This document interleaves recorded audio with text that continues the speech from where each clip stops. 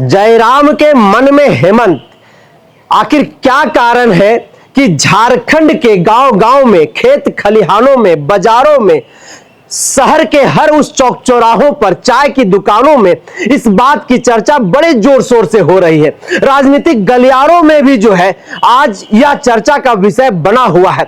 तो चलिए हम आपको बताते हैं कि आखिर पूरा जो है इसके पीछे का कारण क्या है।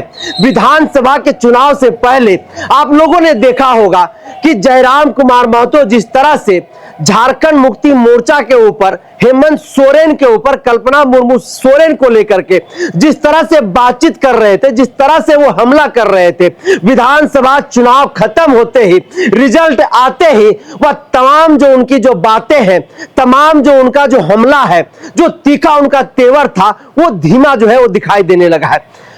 और 28 नवंबर को जब झारखंड के 14वें मुख्यमंत्री के तौर पर हेमंत सोरेन शपथ ले रहे थे, तो उस मंच पर जयराम कुमार महतो भी खुद उपस्थित थे। जयराम कुमार महतो हेमंत सोरेन को बधाई दे रहे थे, मीडिया से कह रहे थे कि हम चाहते हैं कि हेमंत सोरेन जिन उद्देश्यों के साथ, जिन मुद्दों के साथ सत्ता में आए हैं, उन मुद्दों पर प्रखरता के साथ, मुखरता के साथ काम करें। और हेमंत सोरेन की नेतृत्व वाली इंडिया गठबंधन ने झारखंड प्रदेश को एक फॉर्मूला जो है उन्होंने दे दिया, 34 16 4 2 1।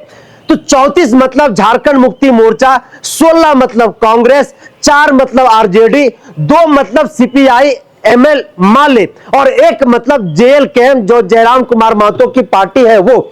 ऐसे में कुल मिलाकर के 57 जो सीटें हैं वो इंडिया घटक दल के पास जो है इस बार झारखंड विधानसभा के चुनाव में जो है वो कहीं ना कहीं हासिल हुआ है। झारखंड की जनता ने बम्पर जीत देने का काम किया है। और झारखंड के इतिहास की पन्नों को अगर हम उठा करके देखें तो एक नाम जो है इसी तरीके की राजनीति में चर्चा का विषय बना, राज्य का मुख्यमंत्री भी बना।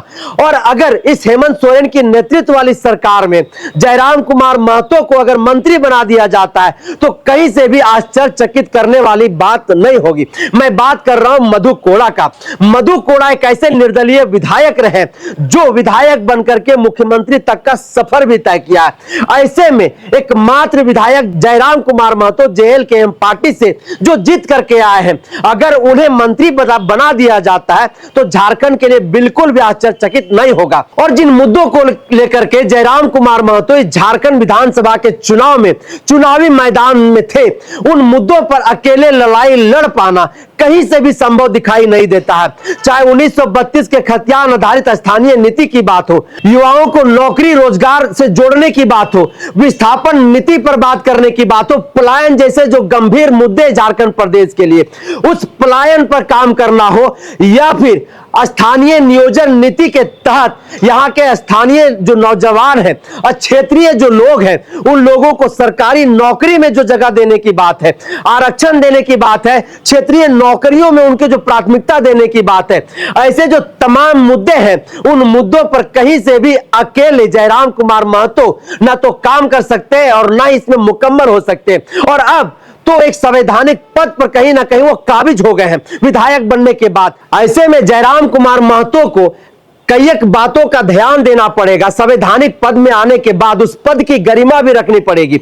जिस तरह से झारखंड में 3-4 वर्षों में झारखंड का भ्रमण करके जिन बातों को लेकर के वो मुखरता से संघर्ष आंदोलन करने का काम किया, जिन मुद्दों पर वह कहीं ना कहीं राजनीति करते हैं, उन मुद्दों के लिए अब उनको एक साथी की जरूरत होगी। इस झारखंड प्रदेश में अगर हम बात करें तो झारखंड मुक्ति मोर्चा वाली जो इंडिया गठबंधन है उसके अलावा जयराम कुमार महतो के पास दूसरा कोई विकल्प जो है वो दिखाई नहीं देता है। और पहले की तरह अब हुंकार भी जो है जयराम कुमार महतो भरते हुए दिखाई नहीं देंगे। उनको कई मूल्यों का भी ख्याल रखना पड़ेगा, संवैधानिक पद का भी उन्हें जो है कहीं ना कहीं मर्यादा का पालन करना पड़ेगा। साथ ही साथ आप जहां पर पहुंचे हैं उस सदन की गरिमा का भी आपको पालन करना पड़ेगा। तो कहीं ना कहीं झारखंड की जिन राजनीतिक गलियारों में जयराम कुमार महतो को लेकर के चर्चा की जा रही है कि जयराम कुमार के मन में हेमंत, तो ये कहीं से भी गलत जो है वो साबित नहीं हो रहा है। ऐसे में एक कवायद लगाया जा रहा है झारखंड की राजनीतिक गलियारों में कि जयराम कुमार महतो को हेमंत सोरेन के नेतृत्व वाली जो सरकार बनी है उस सरकार में इन्हें मंत्री भी बनाया जा सकता है। तो इस चर्चा को हम यहीं पर करते हैं समाप्त। दीजिए इजाजत। जोहार।